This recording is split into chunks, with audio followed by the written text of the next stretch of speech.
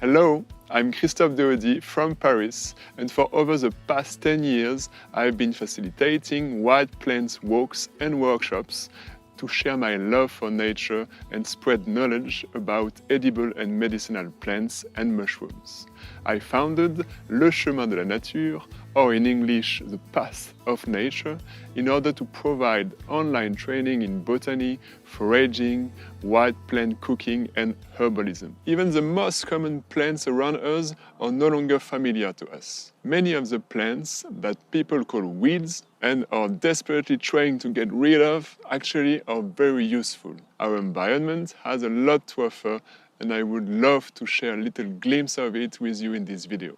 We are in the Bois de Vincennes, one of the largest parks in Paris, right in my backyard, where there are many things to discover and eat. I'm going to show you a few edible wild plants that you can find in all of Europe and most of North America. There is no need to go very far to find some plantain. Here we have the narrow-leaf plantain, Plantago lanceolata, which can be easily recognized by its narrow-shaped leaves and palpable parallel veins. You can harvest the young leaves all year round. They have a subtle mushroom taste that's quite lovely. When the flower stalk appears, don't miss the flower buds, they are delicious.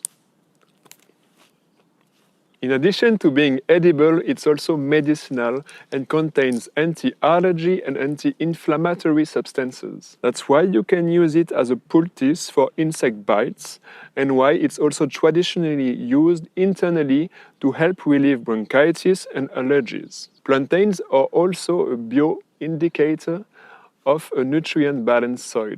Where there are many of them, it might give you a hint about where best to start a vegetable garden. Do you recognize this one? It's Dandelion, perhaps the most iconic weed, even though it's completely edible from its roots to its flowers. The name Dandelion is an adaptation of Dandelion in French, which literally means lion tooth, because of the shape of the edge of the leaves. Its leaves can be eaten raw in salad or cooked, and so can its stem and flowers. When the flowers are still flower buds, we can make them into capers in vinegar or fry them. The flowers can be used as an ingredient for the very famous jam from the Franche-Comté area of France, called la cramaillotte. If you want to try it, here's the recipe. You can pause the video when you want to make it. As for dandelion roots, you can eat them as well, mashed, grilled or fried, and can use them as a coffee substitute. Very useful for brewing your own local coffee if you don't happen to have coffee trees growing around you. Here's a place where you wouldn't want to fall down, but where you can harvest plenty of nettles. Careful, it stings.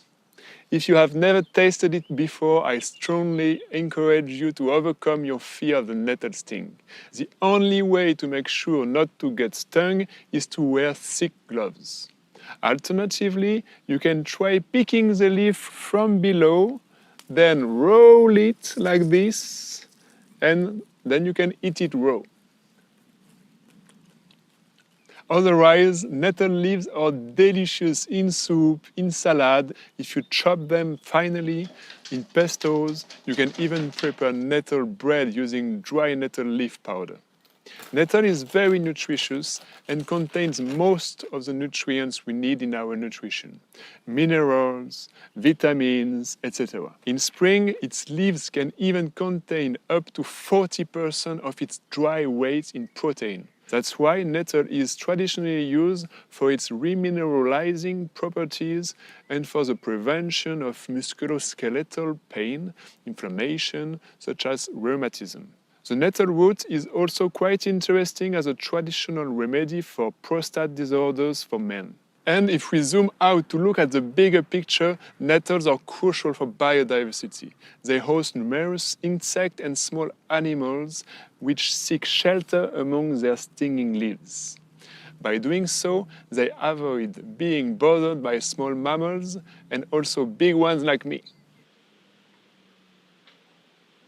Here is a plant you should recognize easily. the common daisy, Bellis perennis, is much more than just a pretty plant. It is also edible and can add some color to your salads. Just like the dandelion buds, daisy buds can be prepared like capers, following this recipe.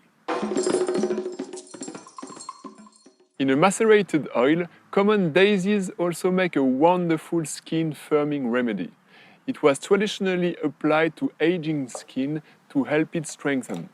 You could potentially confuse the common daisy with the ox-eye daisy, Leucanthemum vulgare, which is much bigger, also edible, and even more delicious.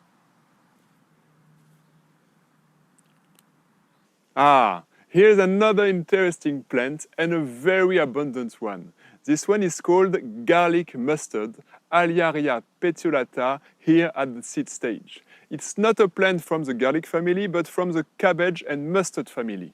If you crumple its leaves, you will smell a subtle scent of garlic. And you can, of course, use it for cooking, preferably raw. Its roots, harvested in autumn, have a great wasabi taste. In springtime, you can peel the stem and eat them raw. They are deliciously sweet.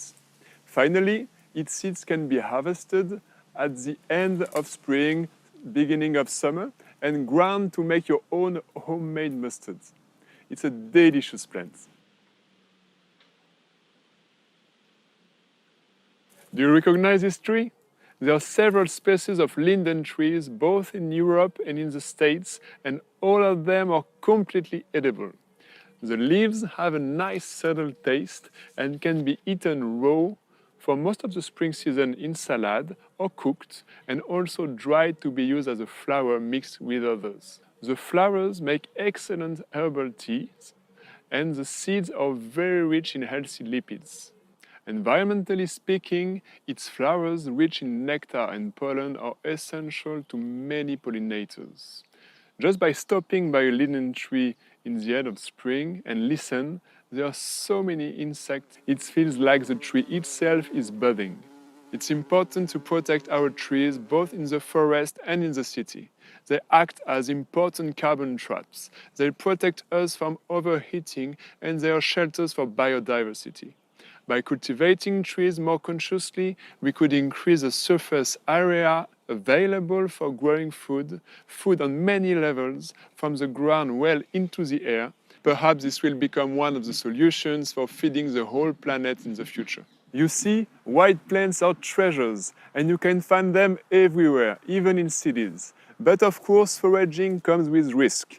If you eat the wrong plant, you might end up in a hospital somewhere. But with a little bit of learning, anyone can start bit by bit. There are plenty of possibilities for getting started.